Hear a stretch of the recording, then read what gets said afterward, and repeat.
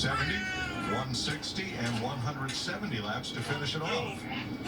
The fuel window, well, that may not be of much consequence. Everybody's talking tires. They have 9 sets of new Goodyear slicks, or 8 sets new, plus the 1 set of scuffed carryovers from qualifying. But here they also have 4 sets of the Goodyear treaded, don't call them rain, call them wet weather tires.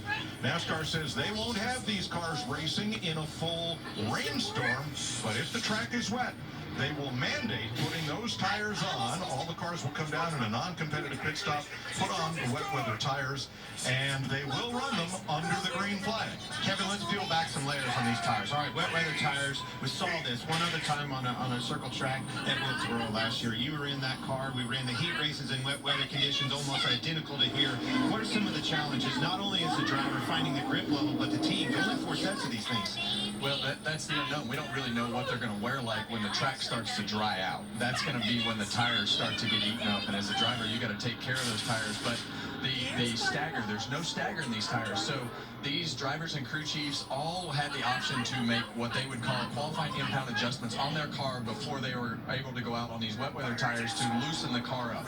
Basically, you got to free the car up a certain amount in order to make that less staggered turn through the corners. So when this track starts to dry out, you have to be able to say, okay, how tight do I need to be, because you have to go, because these rain tires will actually run faster than the slick tires when the track starts to dry out. Yeah, I think everybody's going to be very surprised on the speed, the grip level that these cars have. We saw it in Wilkesboro. The wear is going to be there, but you're talking, when you say less stagger, it's 1 inch and 1/8, Larry told us, less stagger. That is a bunch. That's going to make all these cars extremely tighter, and they're made the adjustments. You said that, but I think some wear issues are going to come into play right here. You might see cars falling back and cars being able to drive up through the field that maybe couldn't have done that under normal conditions. Well, now let's talk about track surface.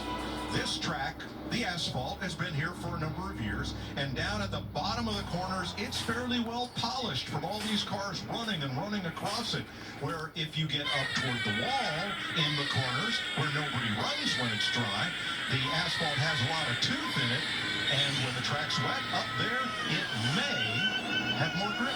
It may, and you're going to see these drivers move all around, but the one thing I will warn you of, all those paint stripes on the racetrack, stay off of those, Mike. They're slick when they're wet. Kenny Hayes told us just a minute ago. And the other thing is, there's this big ground patch going into turn 1 that I don't think any of us know how slick it's going to be. If you need to drive straight over it, can you turn down into the corner, how slick the start-finish line is going to be. And these paint stripes all the way around the track. So these drivers are going to be hunting for grip. They're going to be feeling things out. How fast can they go? Now, here's why we have not started the race. They are still using the jet dryers to dry pit road. The NASCAR track drying system, blowing air at the bottom of the track to just move that water up and away. Those vehicles have stopped and parked. All that's left are these 5 jet dryers that it looks like they're going to leave pit road here and head for home. Well, that's the tricky part of this whole scenario. As the track dries, pit road is still going to be wet. We have to protect our pit crew members on pit road, because if we do have to come in and get into the pit boxes, we don't want the drivers being competitive, trying to gain an advantage and slide through the pit box and wipe a bunch of pit crew guys out and hurt them. So non-competitive pit stops while we're in the wet conditions, and when NASCAR deems that pit road is ready to be competitive, they will let everybody know. Larry Mack. Yeah, remember, pit road speed is 40 miles per hour, and the way they factor that is the size of the tire, the gearing, the miles per hour. These tires are a different size to a small degree than the slick tires. They just told Ross Chastain on your digital dash, go to page 9, because the stagger, the rollout on the wet tires is a little bit different. So page 9 will correct for the speeds on pit road for you. Page 9, Larry? Well, when I was racing, I only had one page. Track recall. All right, here's what Ty Gibbs has to say about the condition of the racetrack.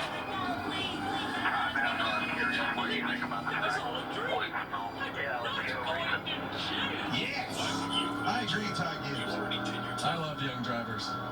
What did you tell me a little bit ago about this scenario? You didn't really like it, did you? Well, I'd love to watch it, but I was really nervous about everything that was happening at North Wilkesboro when we went through this condition, but it was really fun. And I had a lot more confidence in the wet weather tires after we got done at North Wilkesboro. I think every driver here saw that and wants to see what's going to happen here with a full damp racetrack.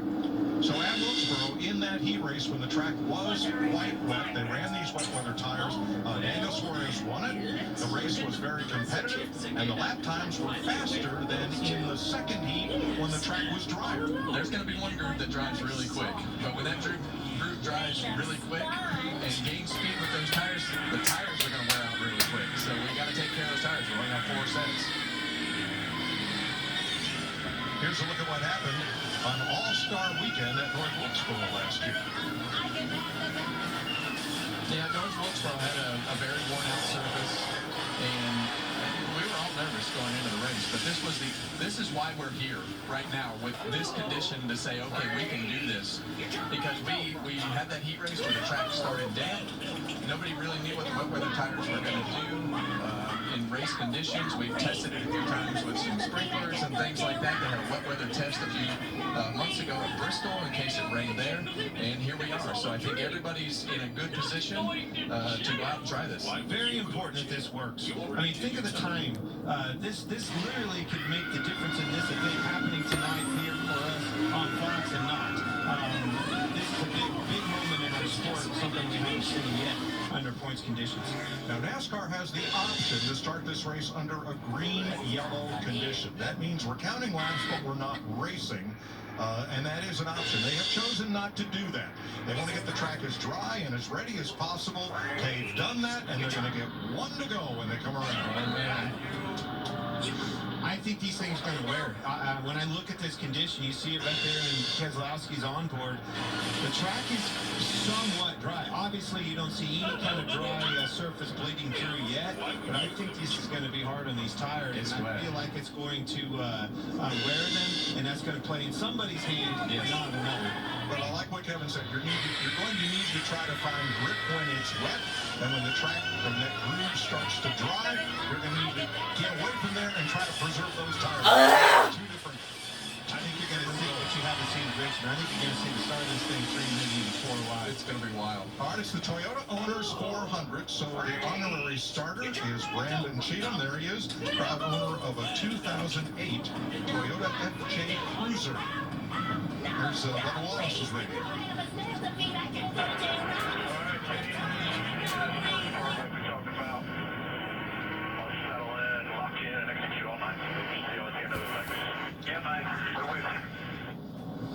Damp track, wet weather tires.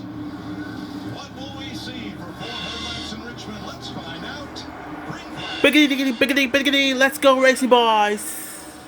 You need a nice long stay in solitary confinement.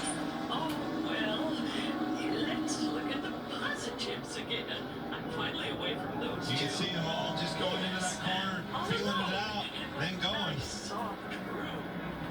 Larson did not baby it in there. Elliott right to his outside. Wants the lead. Takes it. 3, 4 wide back there.